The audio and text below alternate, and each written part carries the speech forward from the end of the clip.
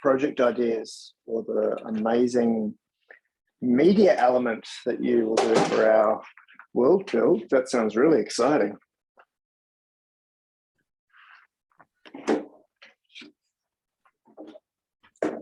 Hey guys, how are you doing? Hey Anresh. Oh, I think Ross just disappeared.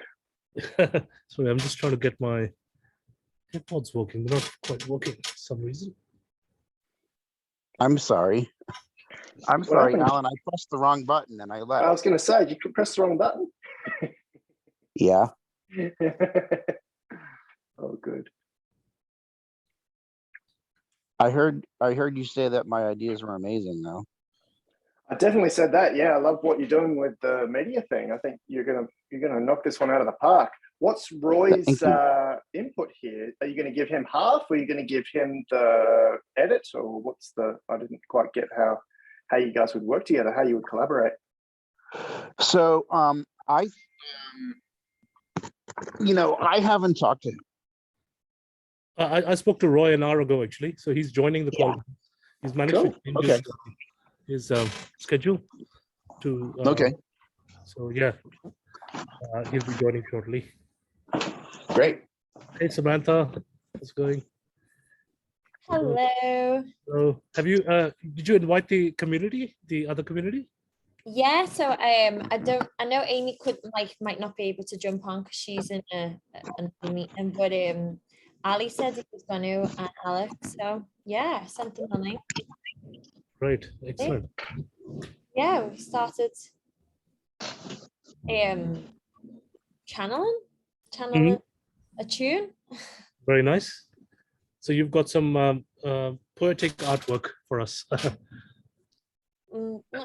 Hopefully, right? Yeah, not just but yeah, in progress. No, that's fine. yeah. We'll discuss that. Yeah. So I think there's a multitude of things that we can. Alan, maybe if you don't mind just pulling up the sheet. Oh yeah. And let's start sort of nailing down as people join in. There's Roy. Hey, thanks, mate. Hey. Hello. How are you guys? Great. Yeah. So Ross, I think the beautiful. Yeah, I think you saw my comment about the awakened parallel with the intelligent mirror. You know, with that concept that you'd got. I think let's go through that story and we can jointly sort of nurture it further. So we'll work on that also as a content piece, but let's try and just do a quick overview first where we're at and who's working so far, at least as people are joining in, and let Alan drive the scenario. Yeah, we can do that. Yeah. Let me give my, to click the correct share button, not the Google share button, but the Zoom share button. I don't know. I'm not sure if I saw what you're talking about. So, was it like a message that you sent on? I'll reply. I'm still not doing much. There's a lot I haven't been able to read because of my eyes still. So yeah, it's just bits and pieces that I've seen. But we'll talk through it. We'll talk through it. Yeah. Okay. Awesome. Do the overview first quickly. Let's do the overview. Let's do the due date because that's kind of important. It would be good to have everyone's submissions in the next, say, 1 to 2 weeks. So by definitely by the end of March, but the sooner the better. And then we'll review it in a week or two after that for submission, but it's due in April. This world build is essentially about using our imaginations to come up with what it might look like in 23 years from now, in the year 2045. So artificial general intelligence, or the singularity, has existed for at least 5 years. Mentioning different nation states and intergovernmental places like the EU. Mentioning how laws might work, governments might work. They want this to be utopian, or at least not dystopian. So nothing's going wrong, or it's not like we're living in concrete bunkers and the nuclear hellfires are raining down on us. They have said there have been no major wars or other global catastrophes. The world is not dystopian. The future is looking bright. There are 4 pieces to this from memory. One of the pieces is to draw up a timeline with 2 events per year between now and 2045 and 1 data point. So that could be a change in GDP or a decrease in employment, etc.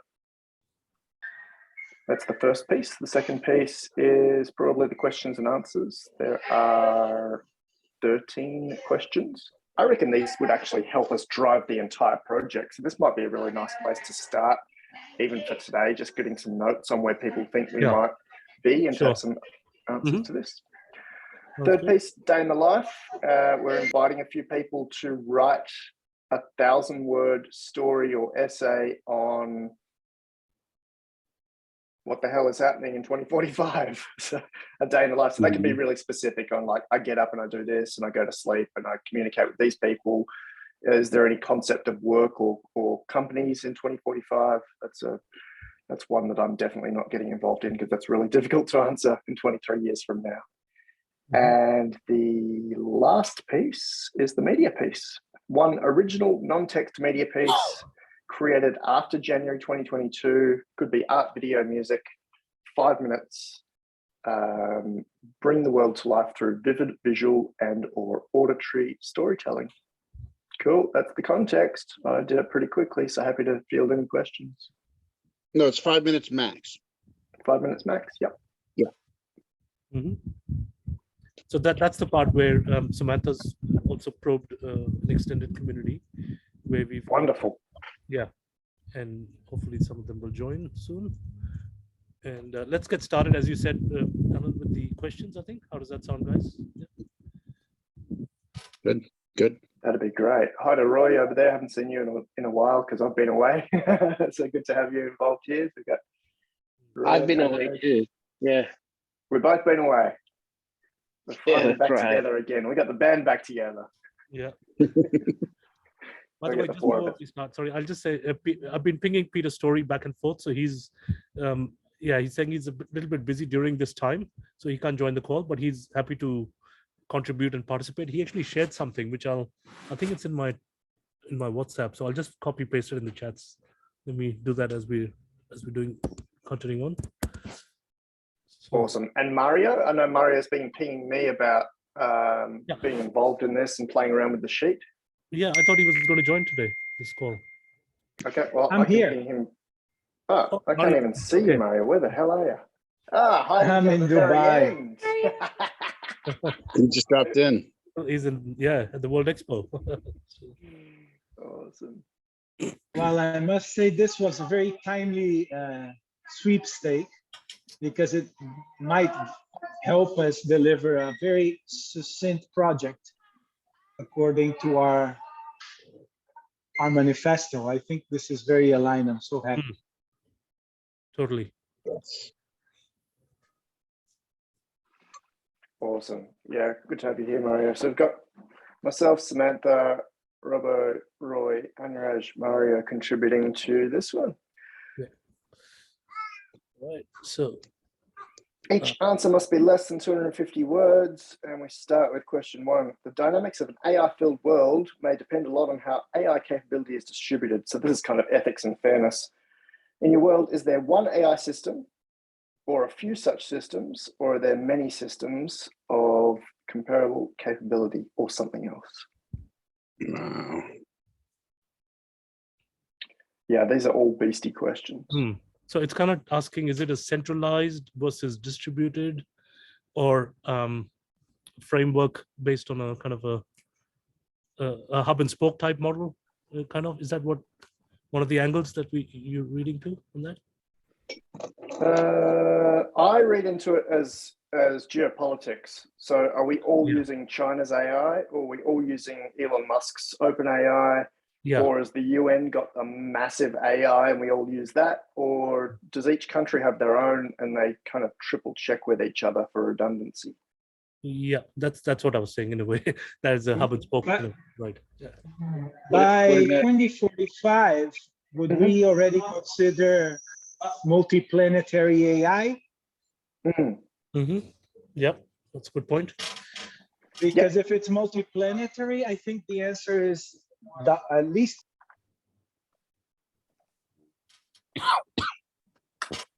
Mhm. Well, certainly by 2045, we'll have something like that, if not sooner. Well, that would assume that either humans have gone to other planets or, right, or we have contact with them. Mhm. Or maybe I wouldn't stretch it that humans are already colonized, have colonized, but maybe a robot colonization that's terraforming Mars for sure. I mean, Interesting. you could send robots first. They're spend 100 years terraforming Mars, and then humans will eventually come. Yeah, I mean that's an interesting scenario, because if you're going to send a robot to Mars, then the amount of time that it would take to communicate would be such that you would have to imbue this robot with some kind of AI so that I could get some work done. Nah, we'll have telepathy Yeah. through to machines by then, Robbo. Instant, faster than light. Yes, but is the robot capable of telepathy? If are humans, if humans are robots, and Well, I have no given idea how. That's up. Facebook had typing by thought like 2 years ago. So yes is the answer. Oh, that's an idea. I'd be curious to ask this question to Leta AI and see what she would answer. Yeah, that's an interesting point. We could actually answer all of this through GPT-3, but or a modern AI, but I don't know if that would either rule us out or make us look. Shortcut. No, Yeah. I'd say to have a first draft and then obviously tweak it. Let's put down Right. the buzzwords. I think I think multiplanetary is great. Let's distributed, maybe just as we're saying, is And distribution. What else will we? I was going to say, Anurag, for point one, yeah, we've got geopolitical, them separated by that. And also, what about corporate? So, I mean, Microsoft is bound to have maybe the Asia platform, and Amazon's A3 is probably going to morph into something, and then you've got Google. So maybe there'll also be a lot of corporates. And then just like the way that the internet has shown us that it all kind of pushes one company out in front, might be a front runner. Yeah. But I think the point, yeah, something about the organization link, but also the transhumanism, sort of that everybody's a transhuman in that form. So yeah. If it's okay with you guys, I might ask if we just skip down some questions that might help us out with these bigger questions. Maybe even from question 3. In America, Europe, and China, how and where is national decision-making power held, and how has the advent of advanced AI changed that?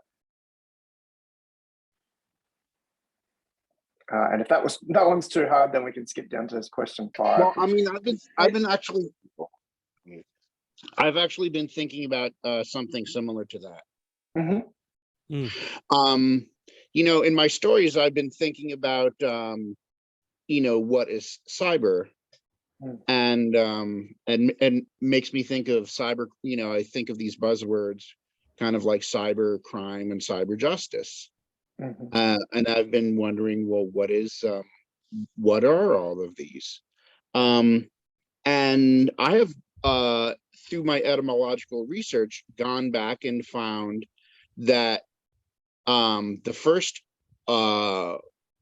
time that somebody has put together the words CYB, the letters CYBER, is Andre Marie Ampère's scientific knowledge classification of cybernetique.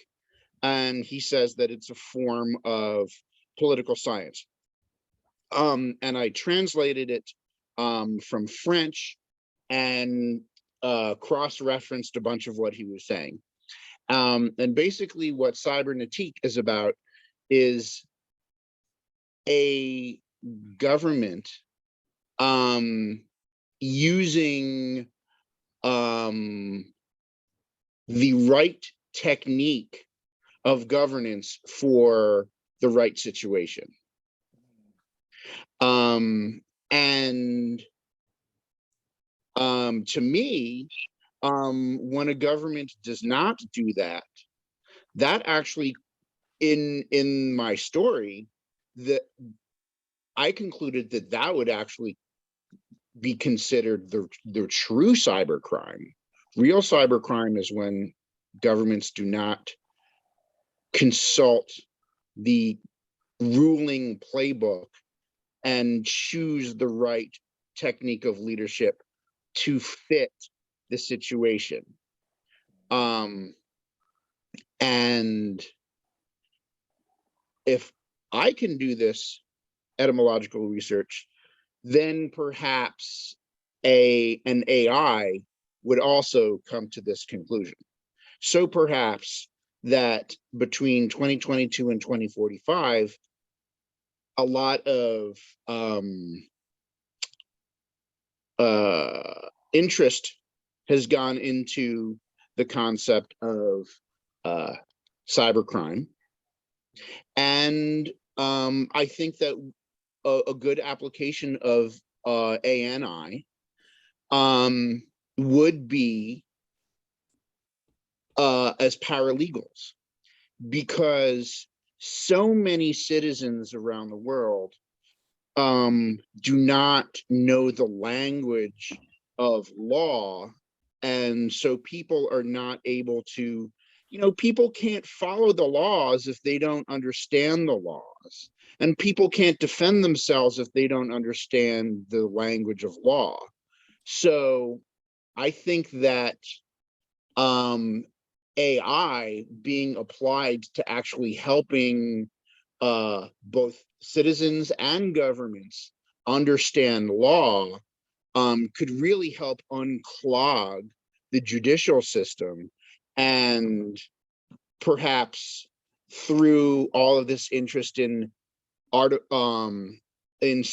law and cyber crime is a technique you hear. There are two other two words that we don't hear right now that I think we will be hearing about. Is if you have cyber crime, how can you have cyber crime without cyber law? And really, how could you have cyber law without cyber justice? So cyber law and cyber justice are what I think could be these emerging phenomena. And then what helps you, I think that fuzzy logic is going to come in to play, whereas you don't just have a person who is guilty or not guilty, but you have a range. Somebody could be 65% guilty of statute 4 and 25% guilty of statute 12, and looking at a combination of ANI language, because AI is really good at language. Obviously, that's kind of what the Turing test and with these language models, working on language is kind of like the first greatest, that and math are like the greatest problems that AI are working on. So you combine that with a very strong interest in law and cybercrime and cyber law, and then you get cyber justice, and looking at what is the origin of cyber and cybernetique, and you say, oh, well, cyber justice is when a government utilizes the right technique of governance for the right situation. Then I think going back to looking at this question, we're looking at like question 3. Yep. Yeah, so national decision-making power, and how has the advent of advanced AI changed that? Well, I think that we have, really language is the is how we make treaties with each other. Language is how we make we form these social contracts with each other. We form bonds, we form agreements.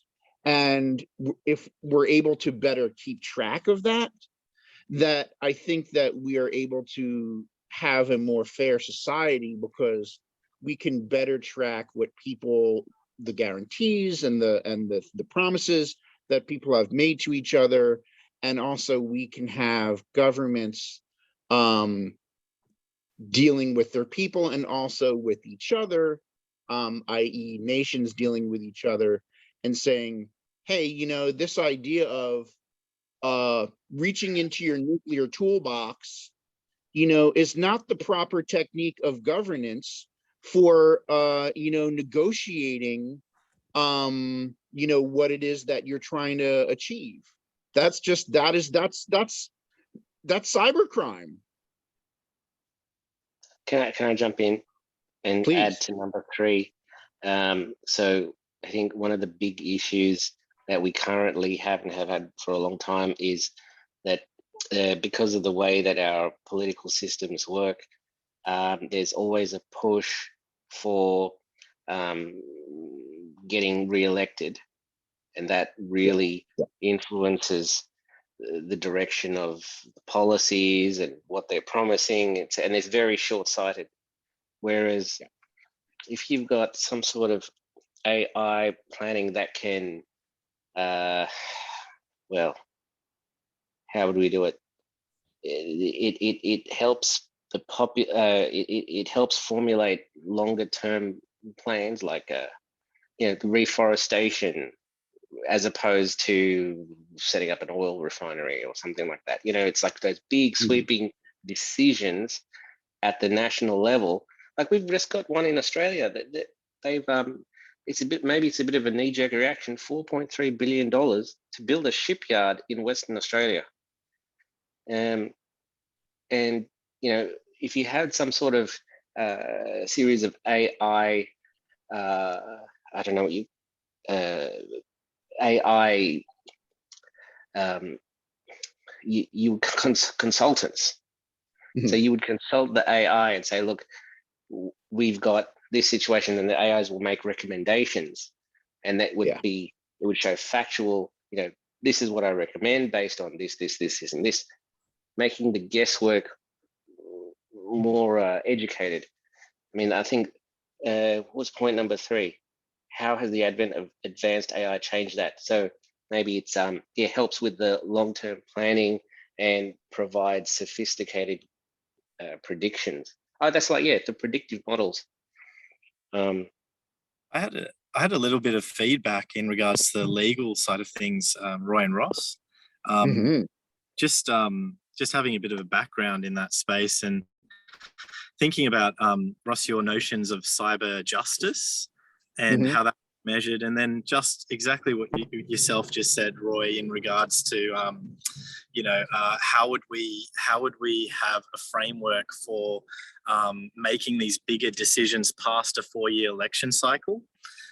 So that's something that obviously is quite prolific in our democracy, in our structure of democracy, and the Westminster system, where every 4 years there's political interests that come into play, and then the next election. So everyone's in that last year or two, everyone's looking to the next election cycle, and everyone's priorities are all mixed up. But if there was some sort of bipartisan agreement or some sort of framework in which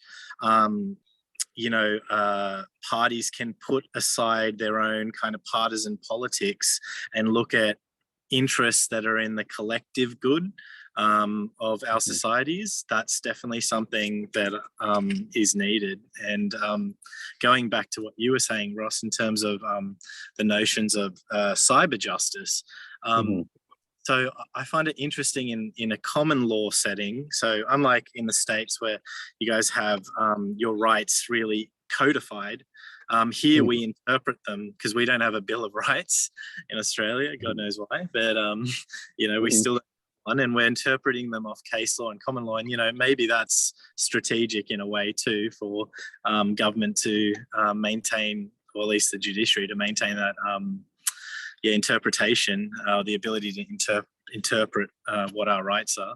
But putting that aside, the notions of cyber justice, and I just think of common law notions of justice, and common law notions of justice are very linked to principles, and those principles are very, like, I know Ross, you mentioned that it would be cool to get kind of a bird's eye on how much this principle has been respected, you know, the degree of which it's been respected. So in law, especially in common law countries like Australia, we have tests. So we have specific tests that, you know, the reasonable persons test is a great one that might be known to some of the people on this call. The reasonable persons test, you know, it really sets the basis of defining what a reasonable person is, and there's no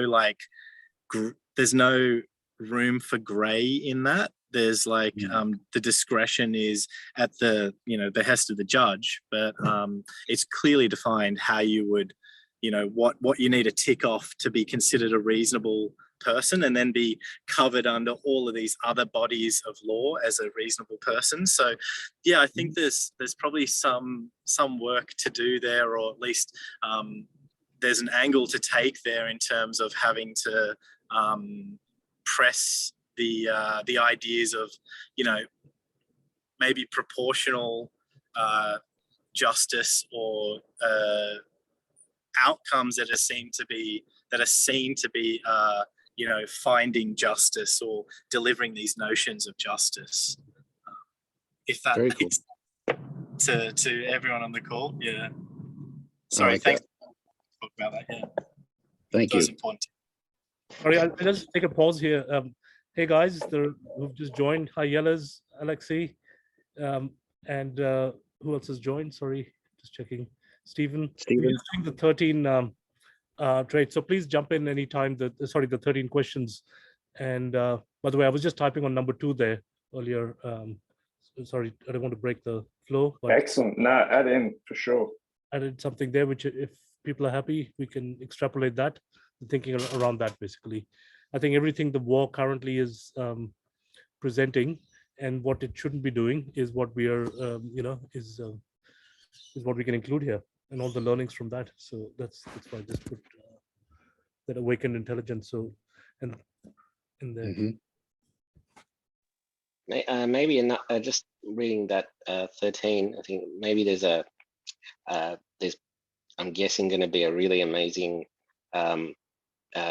potential for AI to help with marriages. So, you know, when a husband and wife fight, they could be an amazing arbiter, like a counselor, you know, and it could be, you know, because it's so personal in nature, you don't want to, a lot of the times you don't want to tell other people, and having an AI that's not judgmental and et cetera, I mean, that might be one of the notable possible ways that help people find marriage fulfillment. Neat. Yeah, excellent point. Thanks, Roy. Shall we still try and go in order if it's fine? Because then we can just skip through and come back if you don't mind, you know. So absolutely. Yeah, I think number 1 we had, number 2 I've put in some things. Has anybody got anything else to add to that? And 3 we've had a good discussion. Which points there? So Alan, each one has to be 250 words, is it? Yeah, that's right. Yeah, so we can just get some dot points here, and then if anyone wants to pick these up and take these away to play with, that would be awesome. I suppose a big question is, on top of questions 1 and 3, is the AI going to be held by the UN or an intergovernmental organization, or will each country have its own AI? Because that will determine the answers to a lot of these questions. Are we all going to the World Economic Forum or the UN for answers, or are we just going to Australia, or if we live in America, to the US government's AI and having our usual 200 countries with 200 different sets of rules and 200 different answers? Right. Yeah. Or is it Google's, or is it, some corporate thing that perhaps does not want to do business with some rogue country? Yeah. The politics makes it very boring. Well, yeah, like looking at the situation now, you have corporations who are, rightfully, pulling their people out of Russia. And, so, extending to, obviously they still have veto power in the UN, but so they are still connected in the UN as far as it serves their weird purpose. But, if they end up on their own internet, that's kind of you think like, well, are they going to have their own AI system, and is it going to talk to the world system?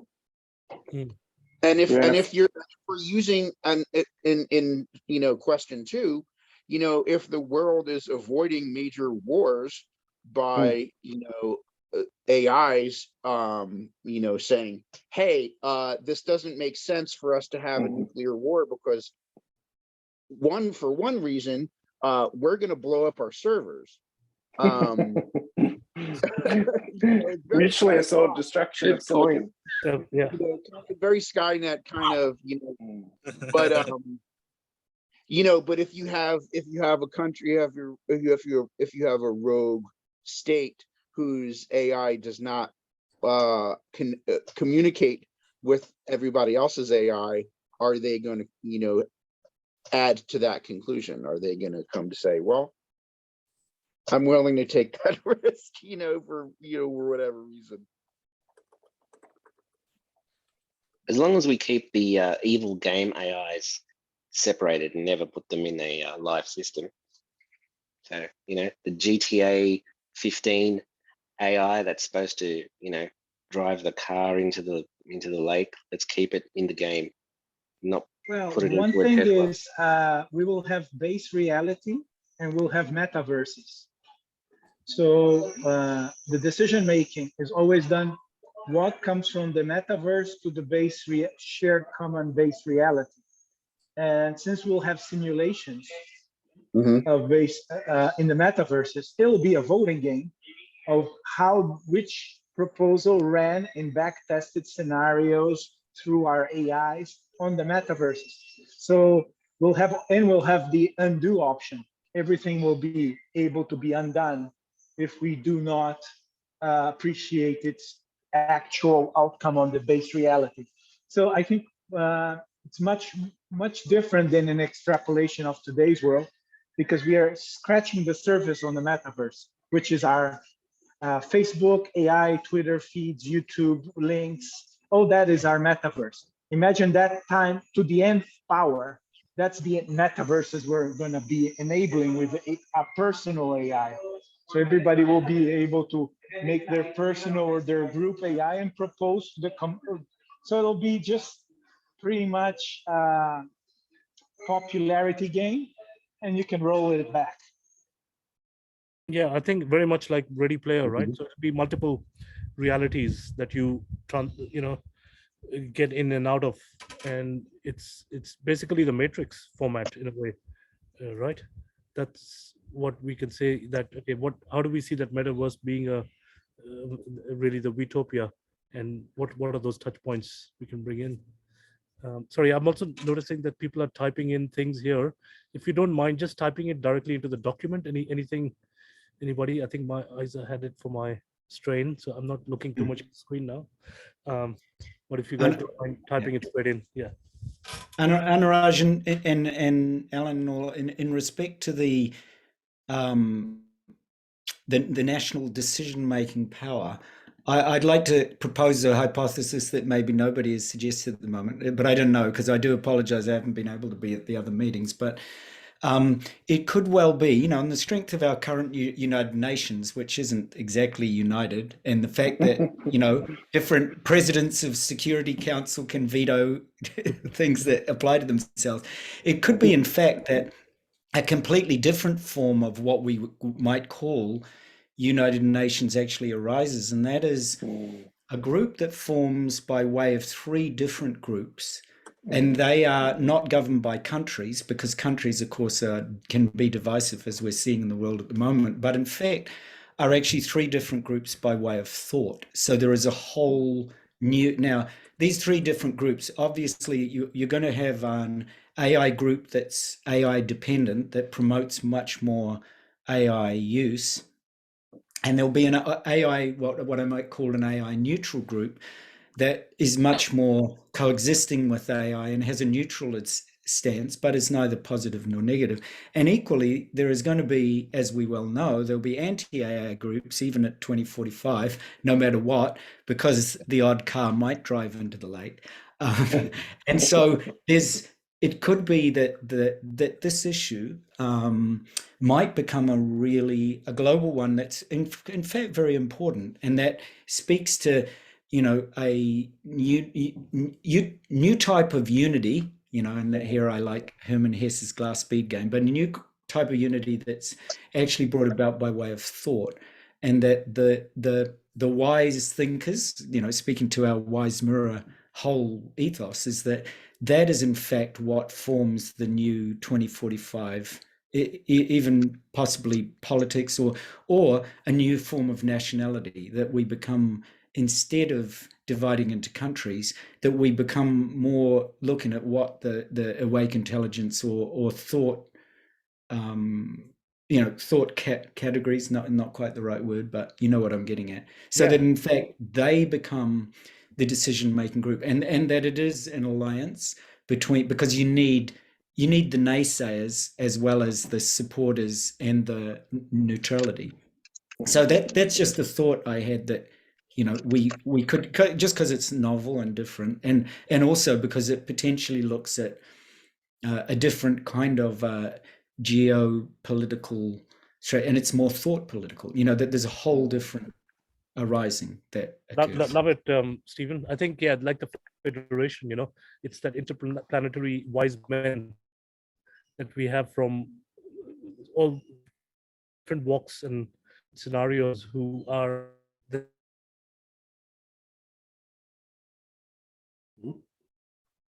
So Anuraj, so I wasn't quite so bold right, a dynamic council, which is probed depending on the. Yeah, can you hear me? I'm losing your mic. Alan, yeah, I mean, sorry. Anuraj, I wasn't quite so bold as to suggest that Wise Mirror become the national decision-making power. Oh yeah, no, I wasn't saying that. I was saying no, yeah, but it's like a wise men. That's what we're saying, like a wise group. A wise men, exactly. A wise peoples. Wise people. I mean, yeah, exactly. Wise group of a wise council. Yeah. Exactly. Yeah. So, and I think if it's drawn from, you know, particularly those three dynamics, then you've got a whole different kind of way of looking at where decision, because it's based on wisdom, then it's based on thought, and it's also based on both supporting AI, but also supporting those that maybe are not quite so don't feel quite so much affinity with it. I quite like that. It sounds like the concept of an overarching world government. I'd like to be able to find a term that is not world government, because we don't want to be hooked in with new world order and all that kind of thing. But if we can find a term for it, that will be helpful. Yeah, exactly. Sure. Well, you know, it makes me think of the benefits of matriarchies and matriarchal societies, and how you have Federation. You have the mother, you have, you know, like a council of like mothers and grandmothers, you know, who are the ones who essentially gave birth to the rest, literally physically gave birth to the rest of their society, you know, preventing wars and such things from happening. So I think that there's great benefit to think of that that addition to this equation. We'll definitely earn woke points for that. Robbo, except I think the team's all white dudes. That's all right. I mean, historically, we can learn from actual matriarchal societies. I mean, so we're not trying to like come up with a conception, a concept of our own of like what would a matriarchal society be like, and how would they be able to preserve, you know, peace amongst the tribes. We could just look at existing ones and just use them as models. Yeah, right, Robert. Because in fact, if you look at the essential qualities of what this utopia actually is, and say, for example, it was fundamentally peace or wisdom or love, then you do want to look at what is that core, as Alan said, without it being called a world government, but what is the core representative spectrum that would best actually support that? And it might not be white dudes firing guns at each other, right? So it might not be the leaders of those countries that are, you know, predominantly intent on mining, pumping people full of vaccine, which is like mining, and pumping countries full of missiles and projectiles, which is kind of akin to mining and injections. So I do think, Alan, if AI had got hold of you know, medicine about 1,000 years ago, it would have projected a vibrational medicine path rather than a pharmaceutical medicine path. Nice. Yeah, for sure. All right, can I invite us to move on to question 4? Hi, is that Elise? Hey, this is Yeliz. Hey, Elise. Hi, How you everyone. going? Can you hear me? Yeah. Yes. Oh, cool. Hi. I want to add something to number 3. I think the main question is going to be the conflicting ethics. So maybe AI and also a possible mirror may show the alternative worlds, almost like each country having different ethics. And when there is a conflict, AI can create an alternative parallel world. So leaving the decision making to the people rather than the AI. Does that make sense? Like So, yeah. Like,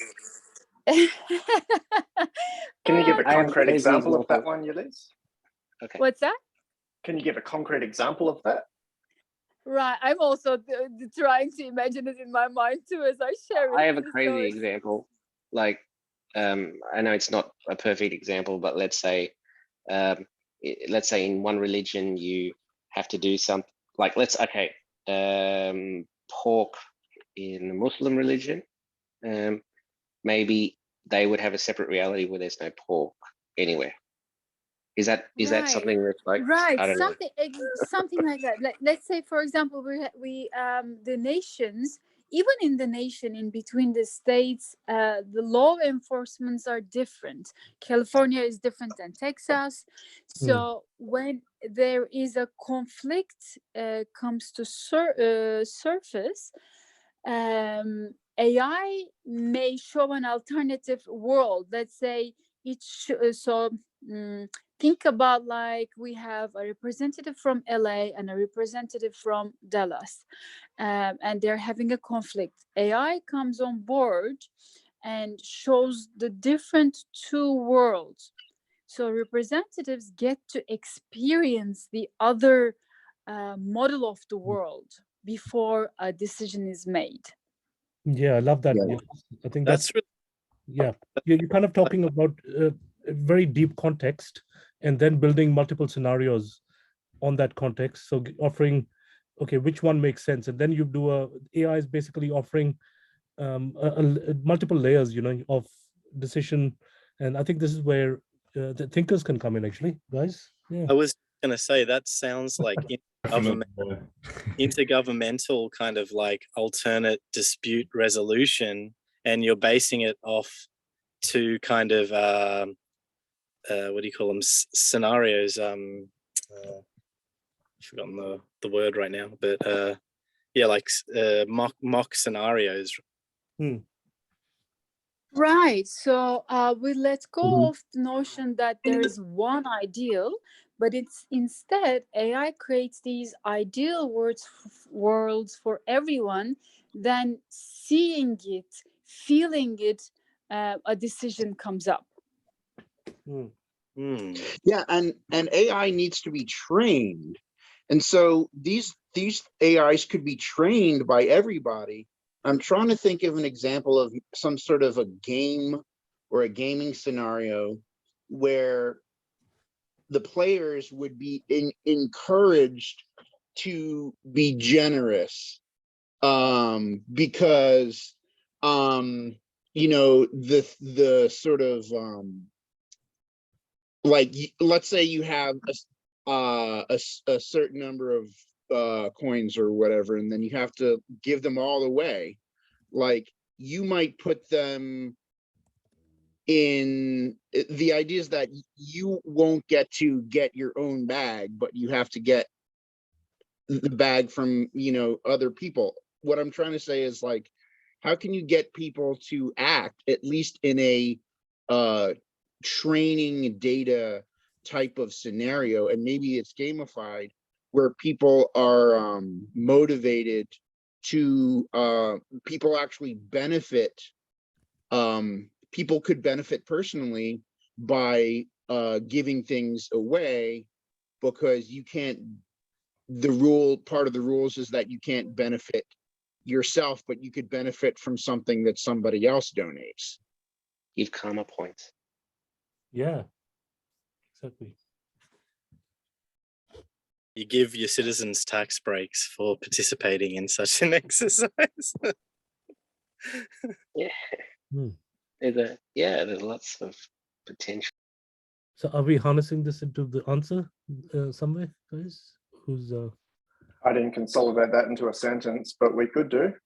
I mean, I've got the AIs create alt parallel worlds and allow humans to compare and experience these. Humans could make a decision based on the model. What would we like to add to that? I think just the term context, deep context, maybe in there.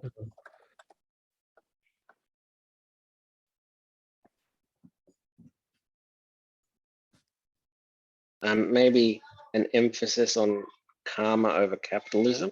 I don't know. That seems to be a very short phrase. Maybe some bridging that cultural divide. I think one of the most exciting things is digging up some of the lost culture. So, for example, there's 400 or 500 Aboriginal languages here and all sorts of different belief systems that run through from Western Australia all the way over to New South Wales. What if we could grab what they were doing 20,000, 30,000 years ago and just have that as some context or as some perspective? Oh my goodness, Alan, it's like you've tapped into my reality. I was literally 3-4 days ago in a meeting with an entrepreneur who's linking the Indigenous people's view in Hawaii with exactly what the Hawaiian economy needs to shift, you know, out of its current Americanism, but back into adopting some of the water window elements and what they call stored knowledge. In other words, that it is stored, but nobody's accessing it at the moment. So I love that. I love that if AI can create parallel worlds, it can also create access to the traditional worlds of the Indigenous people, you know, which creates a very grounded and very real connection for people right across the world to, you know, the AI itself. I'm thinking of the potentially averse AI groups that they can see, wow, there's actually these incredible benefits we haven't sourced. And that is the ability to actually retain and make use and have access to, you know, the Indigenous knowledge in a way that supports governance, because that's what we're talking about in 3. Love that. Love that. Like a contextually relevant decolonialization kind of process. I think that's a great global movement, right? Because we've got the Indigenous from in Australia. We've had this wake up happening for so long, all around the world, really. Yeah, I mean the Red Indians, you name it. Even in India itself, there's tribal people who are living in remote parts who've actually got so much wisdom that is lost in with the rest of the world. Exactly. Yeah, I think that's the right word as well, Jay. It's like the post-colonial, decolonial knowledge perspective, I suppose, which is growing now more than ever, or even Southern theories, in other words.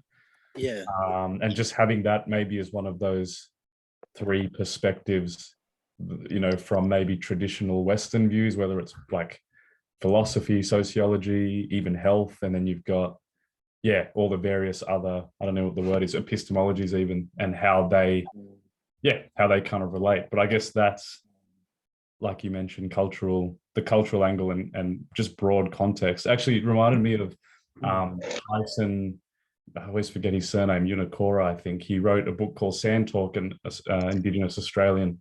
And one sentence that always stood out was that he said in Indigenous cultures, to solve a problem or get to the heart of an issue, you have to consider it as complex off the bat. Only then can you find simplicity. You're saying that in Western cultures, you generally try and simplify the issue straight away, which actually leads to more complexity. So I wonder if, that could be one viewpoint or perspective that can, I don't know how else you would do it, feed into an AI sort of model and factor it in. Yeah. Who's our speaker at the moment? Sorry, I can't see you and our people. Chamira, Alan. Oh, hey, Chamira. Mate, can you dig up that quote and we can throw that in here, the bit about simplicity, because AI does give us access to enormous complexity and then allows us to simplify it. So that might be useful. Thank you so much. Yeah, no worries. We'll do. I think the tapping into Indigenous wisdom could bring in some of that matriarchal, such like conflict resolution and de-escalation that I was trying to harken back to.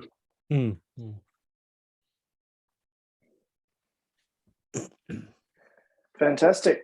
If it's okay, let's jump into question 4. So when we were answering question 3, I also pasted some notes into question 7, which was, what is a new non-AI technology that has played an important role in the development of your world?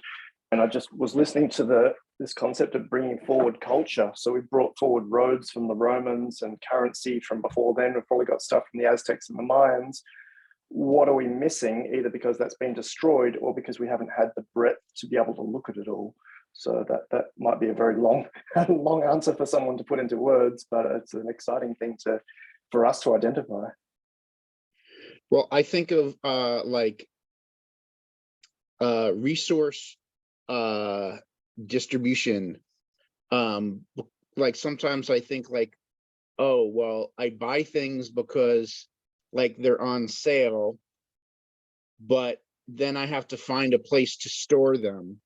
And so I have to pay more money for a bigger house to store the things that I might need later, because I have this fear of not being able to have access to them later. So, I mean, redistribution of resources, I think, is actually the next question, is number 4. And I mean, like, if you get to be a billionaire, I think you get to maybe have like, a star or have something named after you. And then you can't be like, okay, that's enough. Like one person doesn't need, $17 billion, or one person doesn't need. It's just like, I think that there's a fear going on. Do you think with Elon Musk on the board, though, if we call for the fall of capitalism, or at least the capping of billionaires, do you think that might be a big call?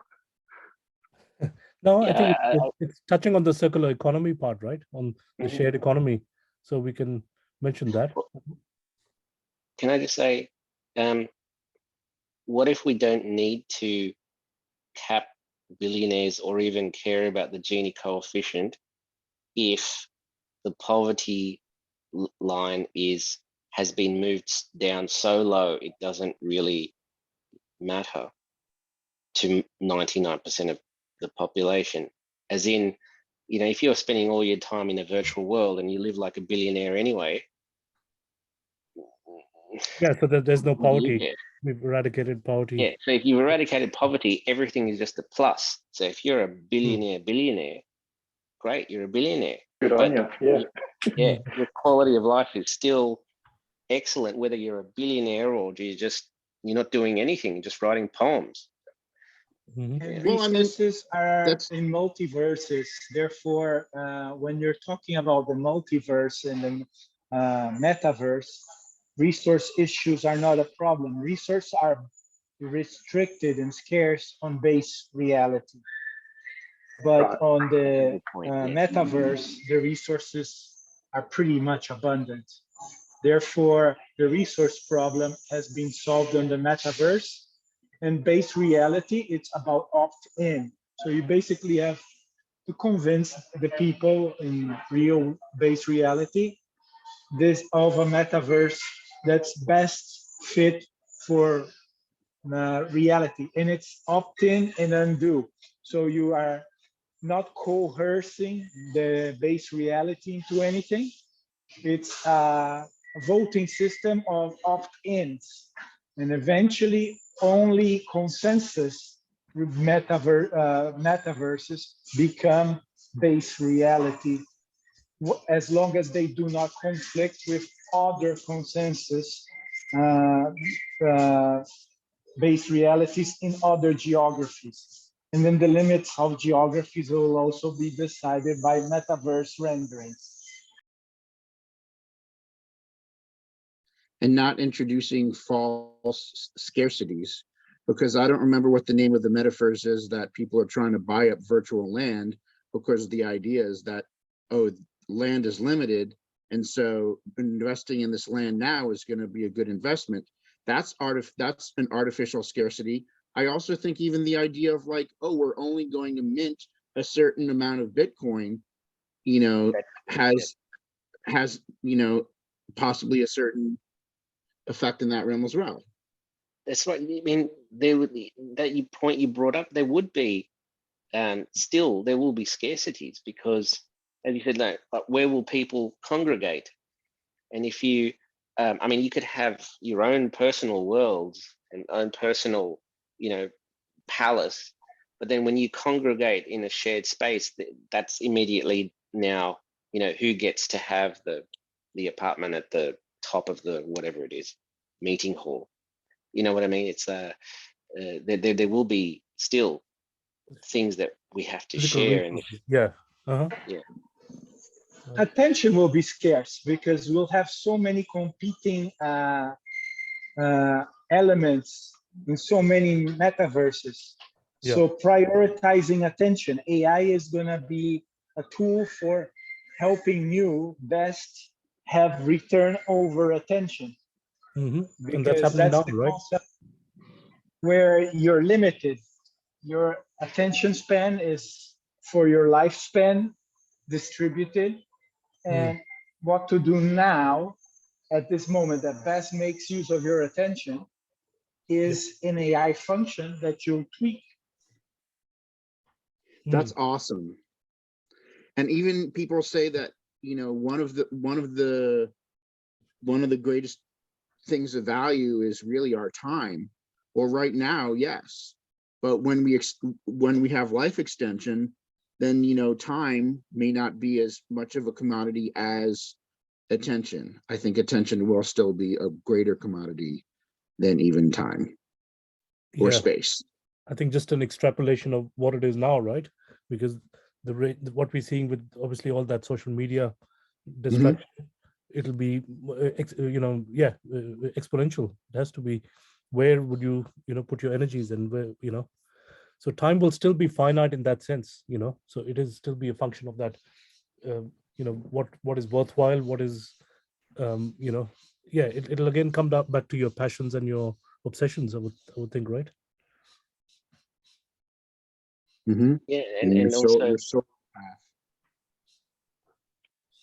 maybe there will be some versions of VR that allow you to experience time slow. Like you might have a Homelessness.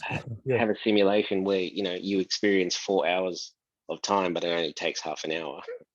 So you could Yeah. cram 100 hours into a 24-hour period, Mhm, things mhm. like that. Yeah. I think right now it's called magic mushrooms, right? Or just Stephen Altair. He's the DMT chemical. Yeah. That's how we dream. We actually dream really a lot in a very short amount of time. So it is the potential's there. I guess, I don't know. Yeah. Hey, I was just saying, Alan, thank you for that. Yeah, I like having my brain DMT'd. So, Yes. what Yelise said about the parallel world experience and being able to go into that. So I was thinking on 7, what if we were to add that our is it a new non-AI technology? Potentially it could, that it's based on intuition, and that in fact, when we look at a lot of existing AI, and I'm not going to oversimplify it here, so apologies in advance, but to a certain extent, it's based on pattern recognition. And as we evolve towards AGI, then rather than just probability values, there's actually going to be a unique AI intuitive quality, right? Which at the moment is just starting to form, which of course, when you get to true AGI, is actually, you start to speak right into the heart of that intuition, in addition to pattern recognition. So one of the things that, I was considering in terms of point 7 was that if our AI is intuition enhancing, so you can think of all these kind of add-ons, that AI assists shogi players to, think through more intuitive moves, and, and the football, the quarterback to work out how to outsmart the linebackers, all that sort of stuff in sort of play. Because especially in games, it's quite interesting. If you look at AI, analysis versus, say, the intuitive analysis coaches. So once that intuition comes in, then we start to look at a whole different, I guess you call it intuition / intelligence accelerated society, where where intuition and imagination, which up till that point have been fairly unique to human beings, and where they actually become enhanced by utilizing all the experience and the ideas and patterns and probability values that are stored within AI. So that aspect, and that's speaking right to the heart of what Yelise was saying about the fact that you start that a lot of the intuitive solutions that we know, like, hey, if only I could put myself in the shoes of a Russian soldier and actually really help to understand what's going on, and then put myself in the shoes of a Ukrainian refugee, I start to develop a really kind of deep, intuitive sense of compassion and walking on both sides, really literally being able to be in those parallel worlds. We strap Putin into being the Ukraine refugee just to give him a little insight into what's happening. Now, those kind of intuitive, because what Yelise is talking about is a really wonderful intuitive solution. And so those kind of intuitive technologies, I think could be, one of those special basic ways in which non-AI technology plays such an important role in a new AI enhanced in intelligence. I'm not going to call it variation. It's not a virus, but a new non-AI technology that in fact works with this, exactly what you're finding out with later, that almost some of the answers become so close to your own intuitive response to something that really speaks to how we can really help each other. So that could be wonderful. Stephen, the definition of our awakened is definitely around exactly what you're saying, right? So I think intuition is definitely that key facet that we're saying from AGI, which will have some intuition, but to take it really to such a deeper level is what the AWI, and I think that's what we are proposing, right? So we want to say this is our unique concept of what we are proposing from WiseMirror as the awakened intelligence, which has all those traits and at such a deeper degree that they are, each technology is only just keeping up with how it can be deployed in that form. Right. And in fact, we could reprogram or get Alan to reprogram later with a new version of, Wise Mirror inputting all of this data and we could call it Yelise. Oh my God. I didn't know it was gonna go there. It'll be a trick. Your mind map. Oh my goodness. Let's say just love. A state of love. Yep, totally. It's the same word, isn't it? Yelise in love, isn't it? Oh, with this motivation, oh my God, my day is gonna be bright. Guys, we're for 25 minutes. I just wanted to sort of switch gears a little bit because we've also got, I think Samantha, has Amy been introduced by you? I think. Yes, no. Yeah, so maybe if you don't mind, we can, sorry, I didn't want to abruptly close. Is there any other points right now on this one? Otherwise, we just have to, because given the time, I just wanted to switch gears for another part of what we are contributing for this I'm going to invite everyone to add to any of these 13 questions in their own time over the next week or so in column C or D. I'll paste the document in the chat once again. It's an editable document, so you just type straight in there. It's always saving, so you don't have to do anything fancy. But yeah, any questions that you feel you're informed enough or you just want to give opinions on, let's get some answers going in terms of keywords, and then we'll write out 250-word proper answers later.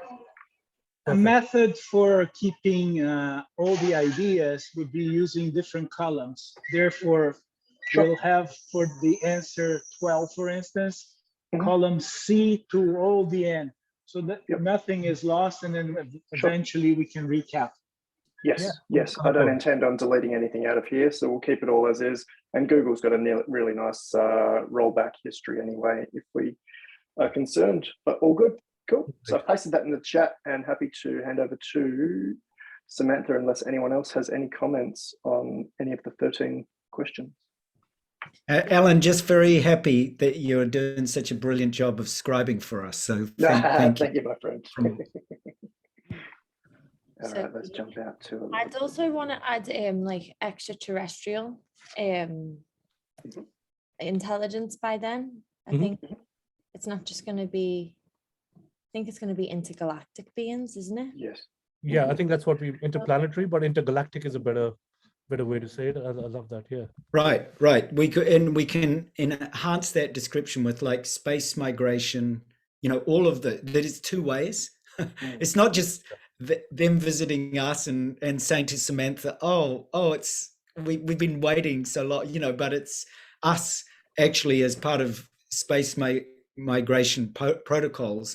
Develop, because it's funny, Samantha, I was just in a talk a few months ago with a biology, interplanetary biologist from the University of Manchester, who was talking about, this really huge shift towards developing the capabilities to meet whichever way it comes, whether it's us visiting by chance somewhere in the solar system or visits by. So I think that those are really, all of those incorporated into this present, again, real grounded, powerful chunks of, AI landscape. I think it's beautiful. Yeah, I love that what Ulysses just wrote, galactic sisters and brotherhood. Totally. Yeah. I think consciousness hacking and soul transformations and all that will be part of the new spiritual order, right? Samantha and Stephen. Yeah. So yeah. We'll And with definitely- Samantha, sorry, Elise, you go. We'll definitely need the Neve love in marriage with galactic beings. Yeah. Samantha, when you're rubbing that cat like that, it reminds me too much of a scene from Captain Marvel. So I'm kind of expecting that that is in fact an enhanced extraterrestrial being on your lap. He just keeps vanishing. He's a shapeshifter, and then he just appears. Yeah. Great. So Samantha, let's dive into. Yeah. You've... So I don't know, Amy and Alex, are you with us? So Amy and Alex are both together in a partnership with their musicians, and we have Ali as well, and we all came together on the weekend and we went through the whole manifesto and we went through the whole competition.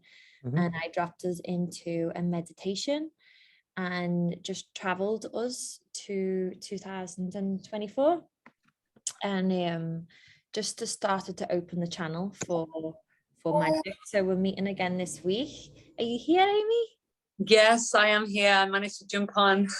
Hello, do you wanna Welcome. introduce yourself? Welcome. You see my, oh, you can't see my video, can you? Oh, Yes. yeah. Wow, I managed to jump in on the last end of that, just juggling the corporate job here, and wow, incredible, some really fantastic minds. So yeah, we jumped to 2045 and just had, it's just very early days, but we've just started to download some ideas, and we're hoping to basically create a song and then a music video to go with it. So I guess we've got some dates booked in, like the next few weeks. So it's just early days at the minute. Started to get ideas down. So I guess we'll start jumping on the calls and give you updates as and when something more has come to fruition. Wonderful. Maybe if you've got the draft script as you develop it, as you kind of, and that we can review before the video Yeah, is, finalized. 100% more minds, the better. Mhm. Yeah. Great. So what we were thinking as well, so we were thinking of having it like a portal. So, and using lots of different instruments. That was Amy's idea of like using lots of different instruments, maybe creating something quite like a, you share what, because this was your in perspective. I was just thinking, you know, like everyone kind of fits into a box when it comes to like music, you know, certain genres.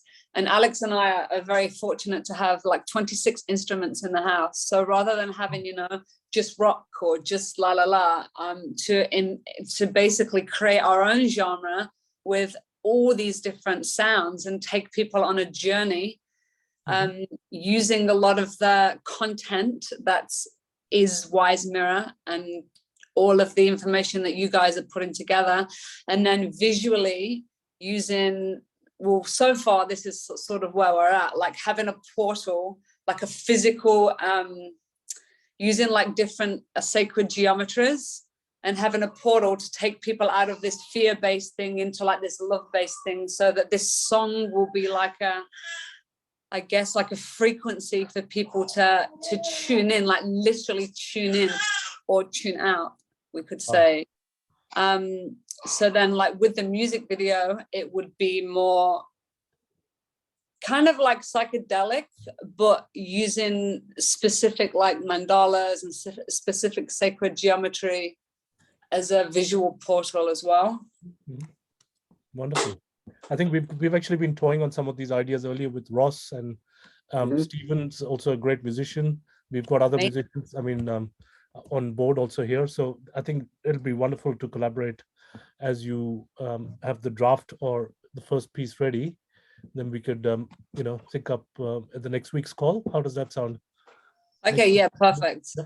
We can have review the draft, and or if you can share that, Samantha, on the chat beforehand, that'd be great.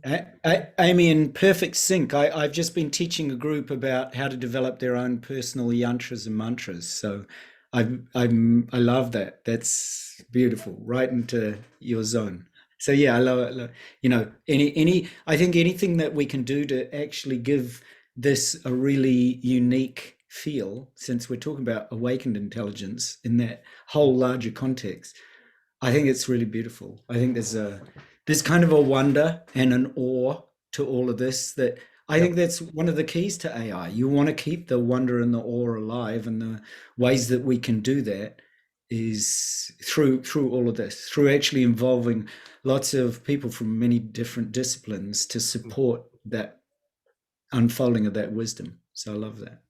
I guess just while I'm on here and I have the opportunity to chat with you guys, given that it is very early and we've got such a short time frame, like I think 2 weeks actually we have, it might be worthwhile getting, if there's any specific things that you absolutely want in, even if it's just a couple of one-liners each, and it will help with the songwriting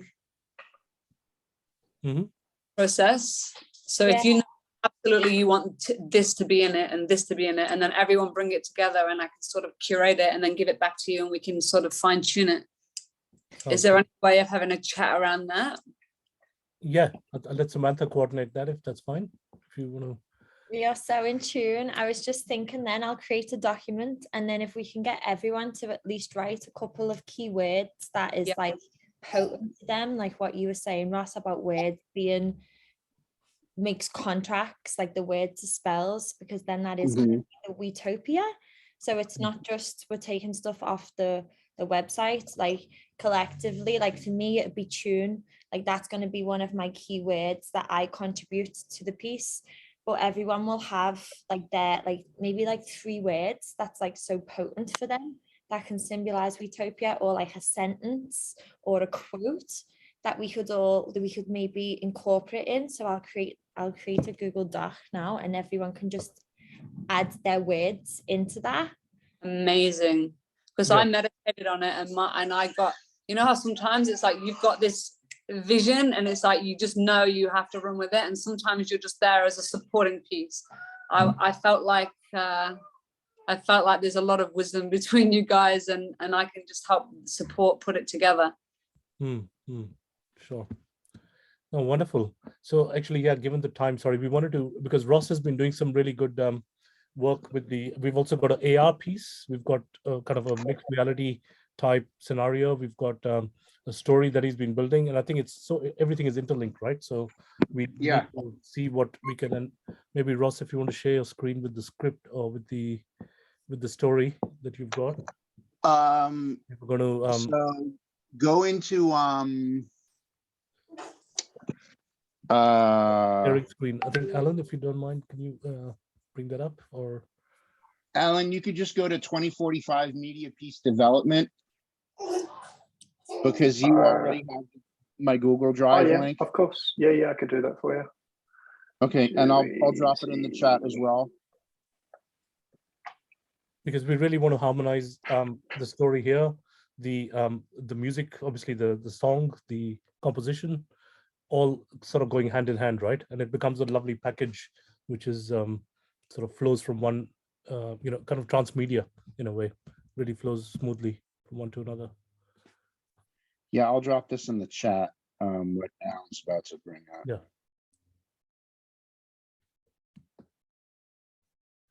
Have you got that screen share okay? Yep. Yeah. So Ross, do you want to just take us through the thing? Yeah. So up until this point, what I thought might happen is I would take a video installation that I've been working on, which is very psychedelic looking, and I only know what I can shoot. So my thought was that I would create a sort of futuristic set, and I would interact with this thing, and I could still do that, and we can maybe I don't even have to build this futuristic set at all, and I just interact with this video installation that I've created. Basically, it's black, and when you move, it creates these like trails with like colors and fractals and everything. When you hold still, it goes back to black, and when you move, it only shows you the visuals in the part of the image that moved. So I was, and I've been working on other stories relating to this too. So if a lot of this ends up just being part of the stories that I'm working on, that's fine. I've been thinking about this for a while anyway. So when I say I, basically me, would be playing a character. I call it NP for natural philosopher. So I'll just read this to you. I have a conversation with an intelligent mirror. We discuss what is a mirror, what is a smart mirror. Perhaps that is a mirror plus AR plus IT plus IoT. We discuss what is an intelligent mirror. This is the thing that I'm having this conversation with. That would be something that has computer vision, augmented reality, AGI, according to this story, and also biometrics. And finally, we discuss what might a wise mirror be, and how might it be achieved, how it might be achieved perhaps through good judgment, experience, and training.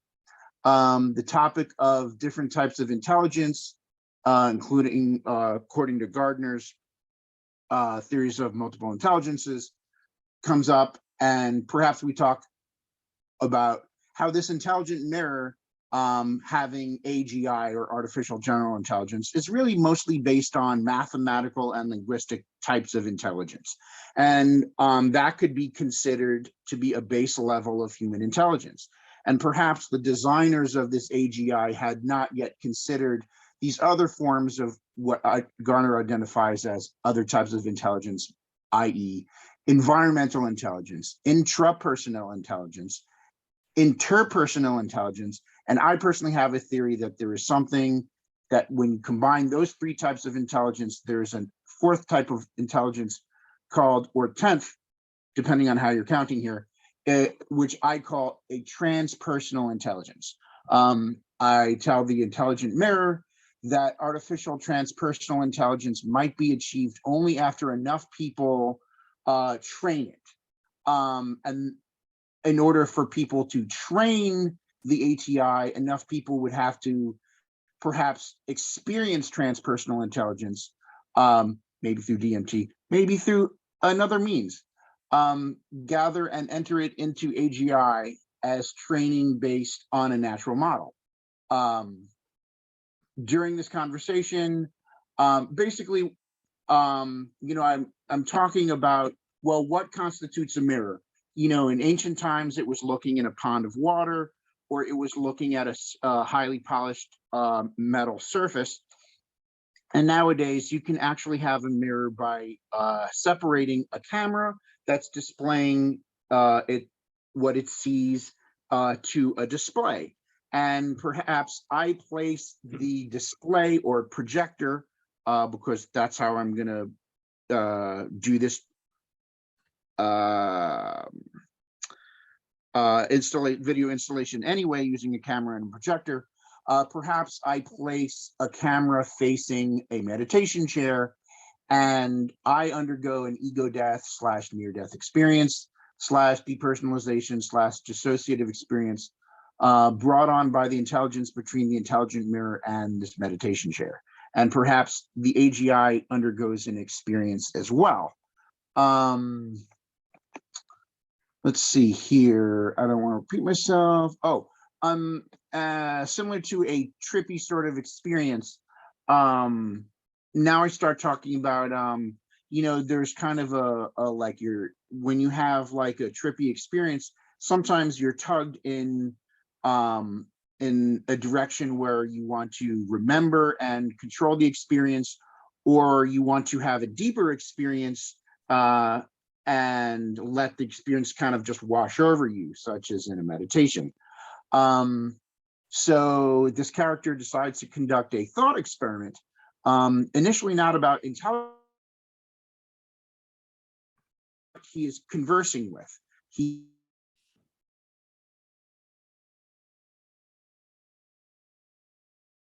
side of the conversation.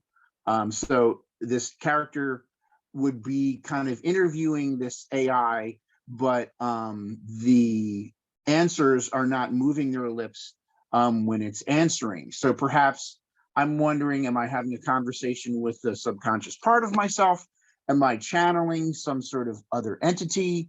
Who am I really having a conversation with? The natural philosopher is consciously torn between dropping into a deeper, more subconscious experience by letting the experience just wash over him like a dream or a meditation, or seizing the opportunity to participate more intentionally like a lucid dream or interactive immersive art installation.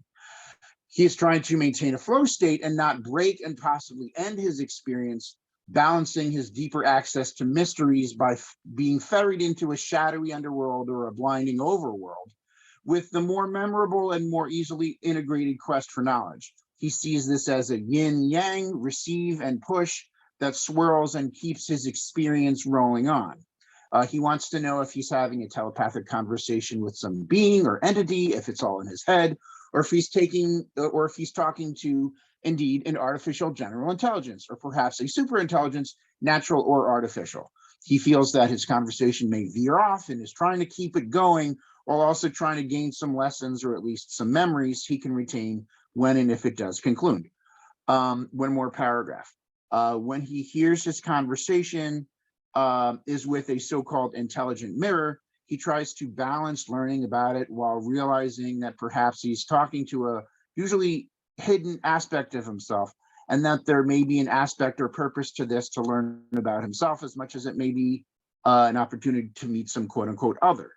Part of this challenge is the potential branching of ideas with the pursuit of the intelligent aspect of the mirror, aspect of this intelligent mirror, right? So there's the intelligent mirror. So he's trying to maintain a thread where he traces the evolution of what he calls an ancient or traditional mirror up through smart mirrors, up to an intelligent mirror, and finally better trying to grasp intelligent mirror by contrasting it with what he calls a wise mirror. So basically, this thing can only be 5 minutes. I'm not going to get to this full, storyline, in 5 minutes. And we're all, thinking about other ways to incorporate other media that we're all working on anyway. So in a nutshell, what I'm talking about is, okay, so what is a mirror? Well, a mirror is when a wave or a ray reflects off of something. And that really happens when you change mediums. The traveling of waves inside a medium until it reaches another medium or interfaces with other medium of a differently dense or otherwise different propertied medium. So essentially, it's okay, I'm talking to an intelligent mirror. That's something with AGI. I say, well, let's talk about what is a mirror, what makes you an intelligent mirror, and sort of compare and contrast that to a smart mirror, which is something that we do have in 2022, and contrast that to how might that compare and contrast to a wise mirror, what would be a wise mirror, why the intelligent mirror is probably not a wise mirror, what would it take to achieve a wise mirror, and we could say that, oh, well, it's transpersonal intelligence. And okay, how do you train an artificial transpersonal intelligence? Perhaps the answer is by giving the computer this experience of itself, by pointing the camera into the meditation chair and pointing the intelligent mirror into the meditation chair and creating this experience. And or perhaps it is me having this experience and other people having similar types of basically mystical experiences, and the collective is the one that provides the training data, so that we arrive at a wise mirror that is capable of making these higher decisions, because the wise mirror has actually been trained by a large number of people that have themselves had these mystical experiences. Wonderful. Great, Ross. I mean, I think there's a lot of good content here. And yeah, like I was saying, awakened intelligence is what's paralleling with the wise mirror part, which is probably that penultimate phase that we can extrapolate to. And we could probably also include elements of time travel through the mirror in there, the future self. So mapping back, what you're seeing as your projected reality, maybe as we talked about the metaverse touch points and multi-layered realities in there.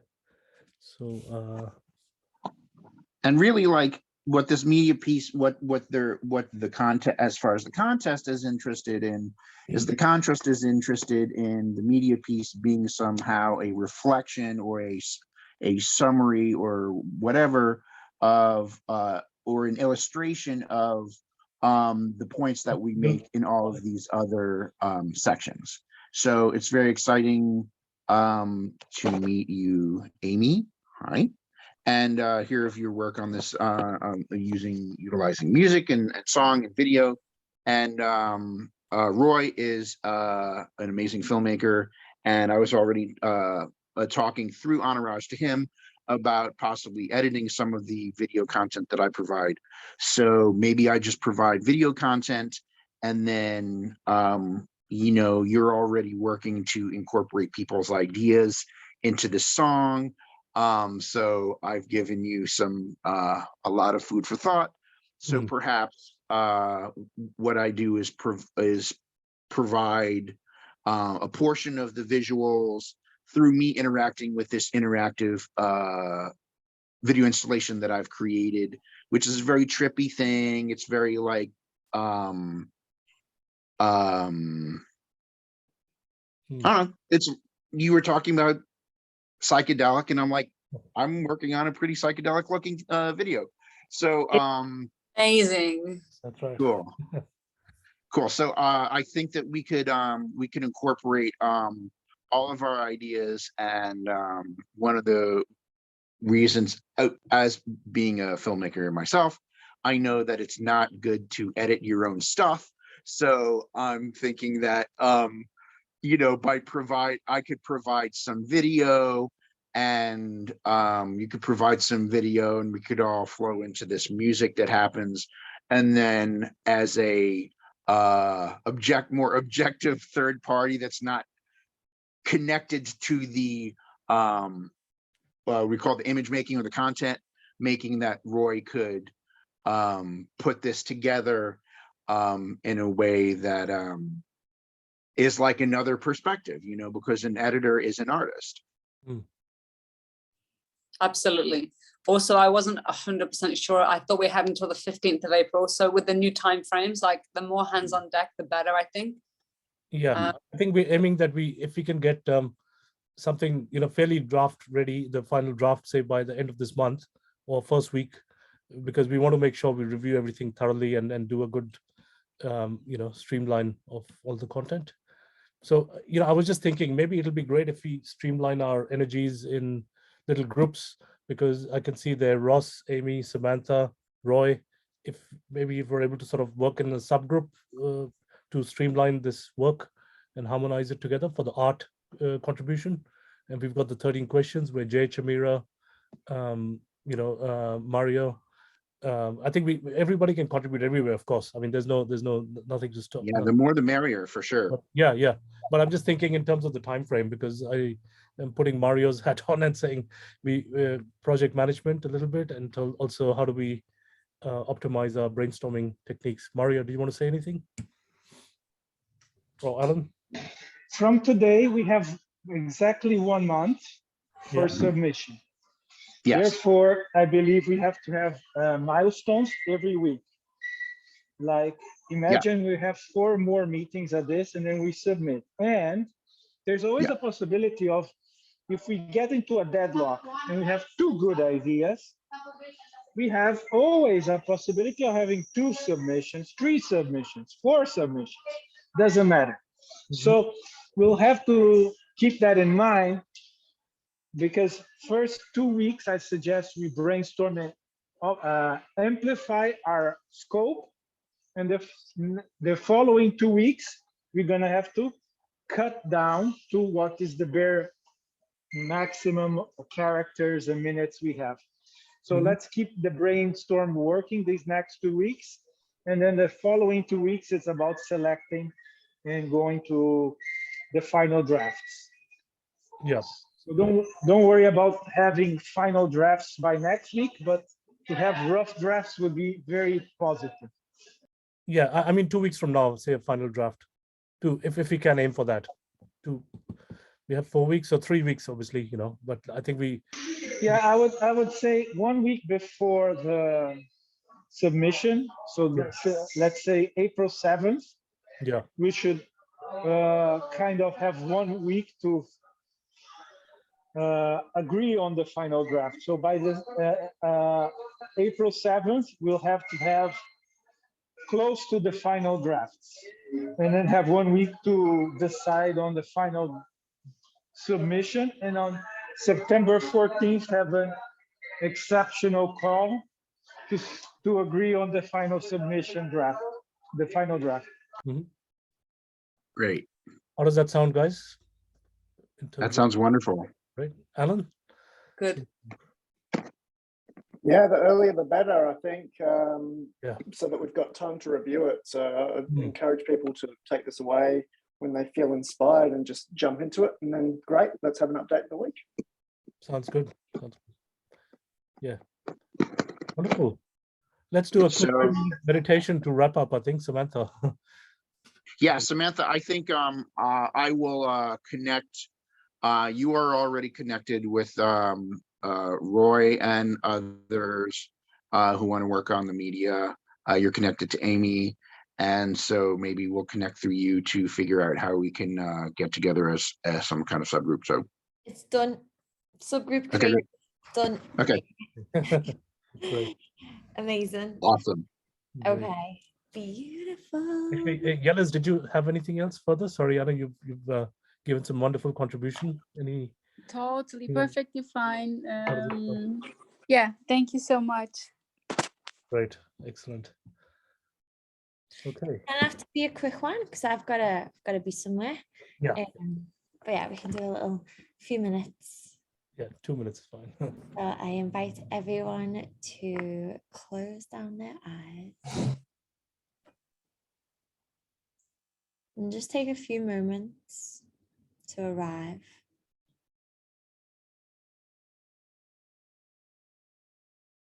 And take in some deep breaths in through the nose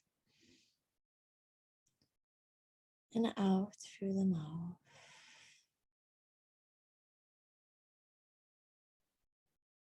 Just being fully present.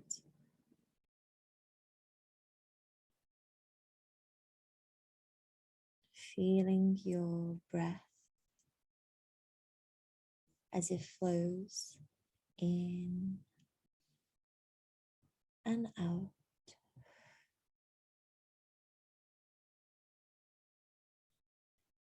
Creating some space to pause and to be.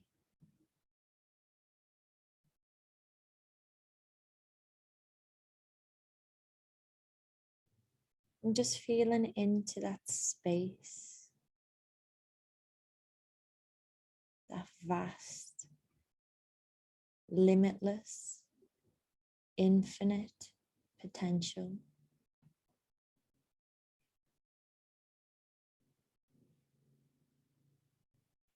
And becoming one with it all.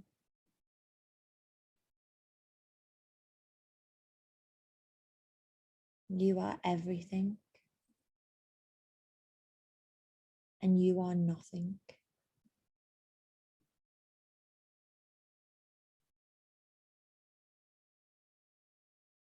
Now just tuning in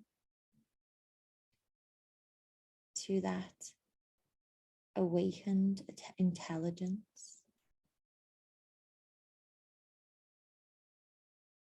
You are the awakened intelligence.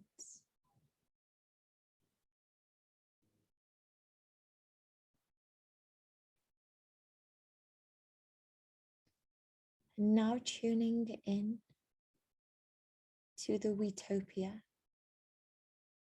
in the quantum field.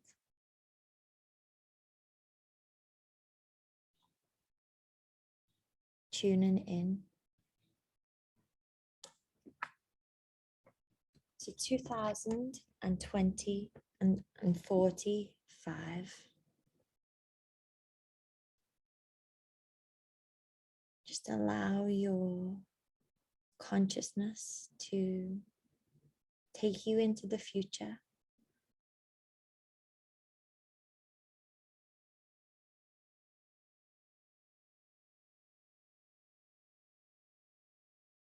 And just observe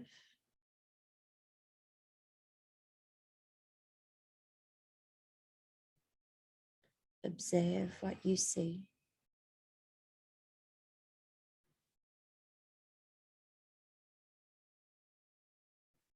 Observe what you feel.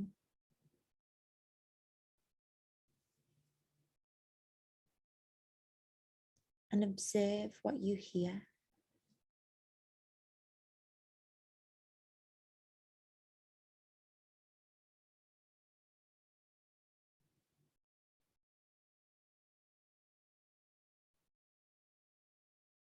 Now tuning into love, that unconditional love source energy, with your awakened intelligence.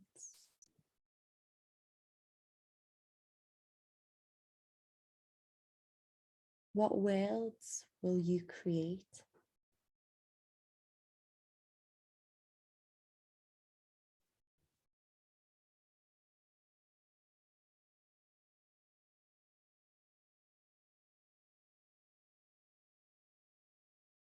Now just bring in your awareness into your heart center.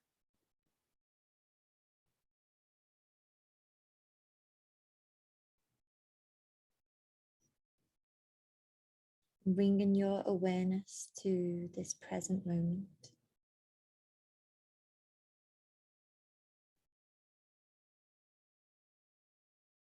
And just take a note of what you might do today in this now moment to start to work towards that utopia that we all get to co-create. And just take in another deep breath in through the nose, feeling all of that love energy, and just letting go of any limitations with the exhale. Breathing it all away. And when you're ready, give your hands and toes a little wiggle. And bring your awareness back into this moment. You may open your eyes. Thank you. Namaste. Namaste. Thank you. Thank you. Bye, everyone. I'll be so curious to know what everyone saw, but like I do have to go, so maybe share in the group. But yeah, I think I'll do a meditation and record it, and maybe like go a little bit more in detail, and then we can all listen to it and like write down what we see. Maybe that'll give us some prompts, because we're trying to think from the mind, and it's actually not in the mind that these answers are going to come from. I'm also thinking maybe we can even include a short meditation in the entry as part of the art contribution. Yeah. That would be great in the piece that's developed. Let's put a very unique perspective through a meditation in there. Yeah. Yes. Wonderful. Thank you, guys. Thank you, everyone, so much. We'll Thank you. Yes. Thanks, guys. Very cool. Thanks for coming. Thank You too. you. How are you?